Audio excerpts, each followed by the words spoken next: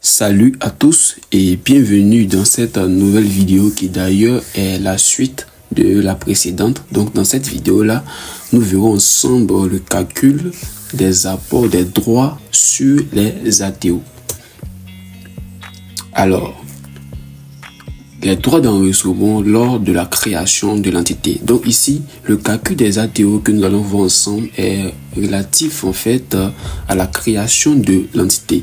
Donc comme je l'ai si bien dit dans la vidéo introductive, nous verrons différents cas de calcul des droits d'enregistrement. Alors que retenir des droits à titre onéreux? Alors les ATO sont en fait des apports dont la contrepartie est une reconnaissance de dette. Donc un remboursement ou la prise en compte d'un passif. Donc ici, les ATO sont effectués en cas d'apport mixte, cas où l'associé fait des apports à titre pur et simple et des apports à titre onéreux. Donc ici, ils sont assimilés en fait à une mutation. À cet effet, l'on applique les droits de mutation. Mais il existe en fait un tableau de tarification des ATO. Alors, voici le tableau de tarification des ATO. Dans ce tableau-là, nous avons, selon l'ordre, la trésorerie, avec un taux de 0%, la créance, les droits sociaux, les stocks, les immeubles installés à l'étranger, les droits au bail, la construction ou bâtiment ou immeuble, les droits au bail, les stocks de combustible et le fonds de commerce avec les différents taux qui sont liés à ces éléments-là. Donc nous verrons ensemble comment utiliser en fait ce tableau-là pour déterminer les droits sur les ATO. Alors, il faut savoir qu'il existe deux modalités de calcul des droits de mutation, disons des droits sur les ATO. Nous avons ici la méthode favorable à l'entreprise et la méthode défavorable à l'entreprise. Alors, que retenir de ces deux grandes méthodes? Il faut savoir que dans la méthode favorable à l'entreprise, les ATO sont imputés aux éléments de l'actif qui supportent les taux les plus faibles pour évaluer progressivement vers ceux qui supportent les taux les plus élevés jusqu'à épuisement des ATO. Alors que retenir? Cette méthode-là de calcul des droits sur les ATO permet à l'entreprise en fait de payer moins d'impôts. Donc le plus important, on va payer moins d'impôts et la méthode avantageuse est utilisée dans le cas où l'entreprise donne l'ordre d'imputation des ATO, c'est-à-dire dans l'acte d'apport. Donc ici, l'entreprise précise les éléments apportés sur lesquels en fait les droits ATO doivent être calculés. Donc ici, avec la méthode favorable à l'entreprise, les droits ATO sont calculés sur les éléments apportés qui ont les taux de droits de mutation les plus faibles vers les éléments qui ont les taux les plus élevés. Donc cette méthode-là est la méthode utilisée par les comptables. Donc c'est une méthode favorable à l'entreprise et défavorable au fisc. Alors que retenir de la méthode défavorable à l'entreprise? Donc ici, avec cette méthode-là, l'entreprise paye plus d'impôts. Donc ici, la méthode défavorable est utilisée lorsque l'entreprise ne donne pas en fait d'ordre d'imputation des ATO. C'est-à-dire que dans l'acte d'apport, l'entreprise ne précise pas en fait les éléments apportés sur lesquels les droits ATO doivent être calculés. Donc ici, dans ce cas-là, chaque élément apporté par l'associé concerné est considéré comme étant en fait à titre ATO et à titre APS. Donc ici, dans ce cas, le droit ATO est alors calculé sur tous les éléments apportés par l'associé.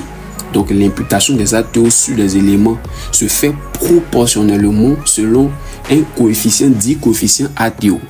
Donc nous remarquons ensemble ici le coefficient ATO qui se calcule de la manière suivante. Donc l'ATO de l'associé sur l'apport brut de l'associé. Donc nous verrons ensemble avec un cas pratique comment se fait ce calcul là. Alors ici, nous vous montrons, voici un exemple de tableau de calcul des ATO, donc de droits d'enregistrement lors de la méthode favorable à l'entreprise. Donc ici, nous avons trois éléments de taxation. La taxation des APS ou droits sur APS. Nous avons la taxation ATO et la taxation contribution foncière. Nous verrons cet élément-là dans la diapositive suivante. Donc ici, nous sommes au niveau de taxation ATO montant, ATO d'un associé donné. Donc ici, selon la méthode favorable, nous allons prendre la trésorerie. Donc par exemple, si l'associé a fait un apport, donc un bâtiment de 1 milliard avec par exemple des dettes fournisseurs de 200 millions. Donc nous allons tasser en fait le bâtiment là selon le tableau de tarification des ATO. Également, nous avons le tableau selon la méthode défavorable à l'entreprise. Donc ici, vous remarquez bien avec moi que le coefficient ATO s'ajoutera en fait en plus du taux de tarification. Donc ensemble, nous verrons ces différents éléments. Alors ici, nous avons un nouvel élément, donc la contribution foncière. Donc c'est quoi la contribution foncière? Ici, la contribution foncière en fait est un élément qui est dû du fait de l'acquisition d'un bien immobilier, donc un terrain nu ou un bâtiment par exemple. Donc cependant, les exonérations de l'impôt foncier peuvent s'appliquer sous certaines conditions. Donc ici, le taux de taxation selon les éléments apportés, donc les terrains et bâtiments, nous avons un taux de 1,2%, soit 0,8% et 0,4%. Donc soit les 0,8% sont liés à la publicité foncière et les 0,4% sont liés en fait au salaire du conservateur.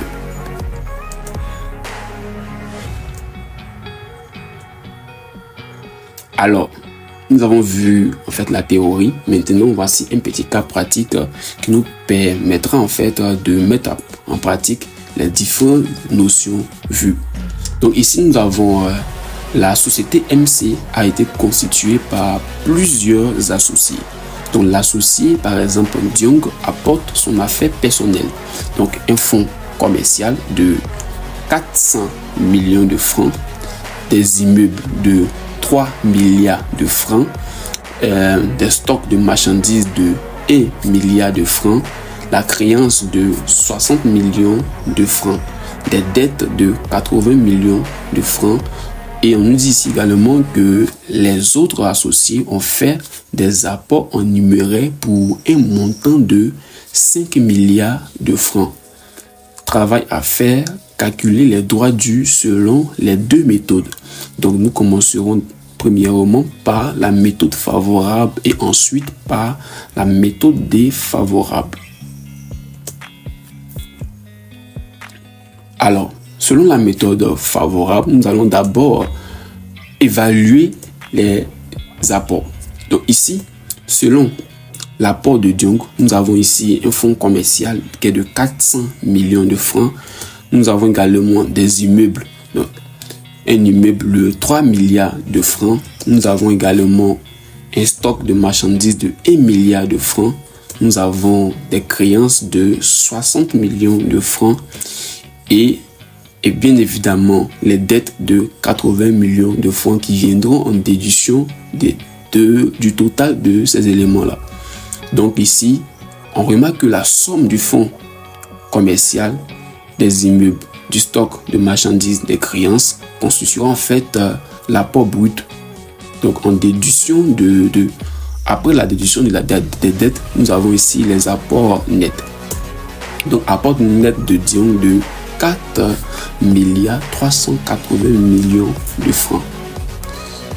Donc ici, pour déterminer l'APS, donc l'apport pur et simple, nous avons ici l'apport net de Diong et plus en fait la somme, donc l'apport en numéraire fait par les autres actionnaires. Donc l'apport numéraire. Donc ici, on a ici des apports purs et simples de 9 milliards 380 millions de francs. Donc, on nous demande de calculer en fait les droits sur les ATO selon la méthode favorable à l'entreprise.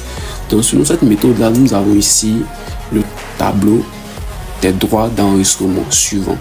Donc, ici, nous avons vu dans la vidéo précédente comment se fait le calcul des apports purs et simples. Donc ici, nous avons un taux dans 3 tranches de calcul, donc un taux de 0%, un taux de 0,3% et un taux de 0,1%. Ce que nous donne ici ces différents montants.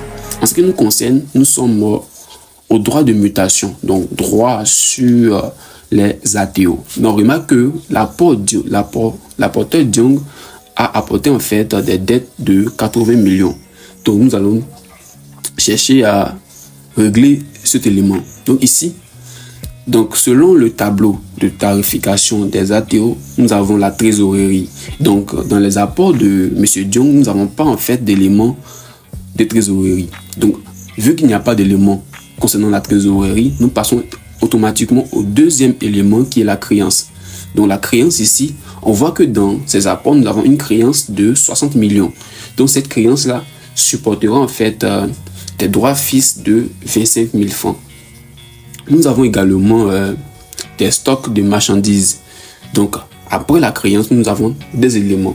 Donc, étant donné que après la créance, ce dernier a apporté des stocks de marchandises, donc nous allons prendre 20 millions afin de solder en fait les 80 millions. Donc ici, nous avons les stocks de marchandises qui vont supporter un droit fixe de 25 000 francs selon l'année fiscale 2024. Et également, vu l'apport d'immeubles, ce dernier contribuera foncièrement.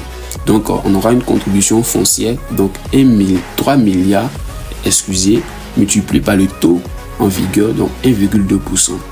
Donc ce que nous donne ici comme droit d'enregistrement, d'abord comme totaux, 55 80 000 et comme droit fixe 25 000. Donc ici comme remarque, nous n'additionnons pas les droits fixes. Donc on voit que ici les droits d'enregistrement se trouvent après la comparaison entre les droits proportionnels et les droits fixes. Donc on trouve ici un droit d'enregistrement de 55 80 000. Alors nous passons à la méthode défavorable à l'entreprise. Donc dans cette méthode-là, nous allons d'abord calculer le coefficient ATO. Donc comme nous l'avons aussi bien dit, le coefficient ATO est égal à l'ATO de l'associé sur les apports bruts de l'associé. Donc ici, nous avons les ATO. Donc 80 millions sur les apports bruts, donc la somme des éléments apportés sans les dettes, donc 4 milliards 460 millions.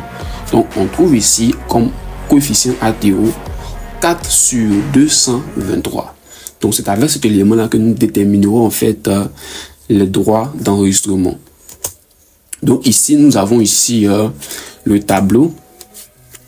Donc c'est une répétition pour le droit d'apport ou droit sur APS, donc les mêmes éléments. Donc ce qui nous concerne sont les droits de mutation ou droits sur ATO avec le même montant de 80 millions. Donc ici nous allons tasser la créance. Donc la créance va nous prendre ici 60 millions de francs multiplié par le coefficient ATO multiplié par le taux en fait en vigueur de 0%. Donc ici comme créance nous avons 0. Donc selon les apports également, nous avons les stocks de marchandises de 1 milliard bien sûr. Donc les stocks de marchandises vont supporter un droit fixe, disons de 25 000 francs. Nous avons également les immeubles.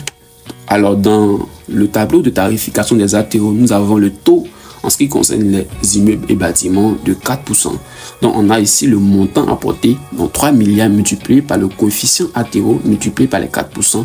On trouve ici des droits proportionnels de 2 152 466.